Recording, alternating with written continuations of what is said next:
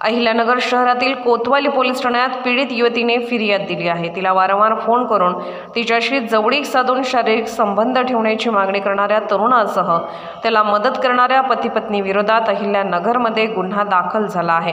अहिल्यानगर शहरातील कोतवाली पोलीस ठाण्यात या संदर्भात नगर शहरातील पीडित युवतीने फिर्याद दिली आहे। रोहिदास तुपे राहणार मातुलठाण तालुका श्रीरामपूर, हर्षदा तुपे व अभिषेक कानडे दोघे राहणार वळण पिंपरी तालुका राहुरी अशी गुन्हा दाखल झालेल्यांची नावे आहेत।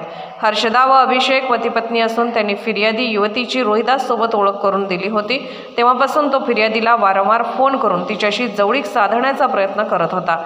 रोहिदास वारंवार फिर्यादी युवतीला त्रास देत होता। पोलीस या संदर्भात पुढील तपास करत आहेत।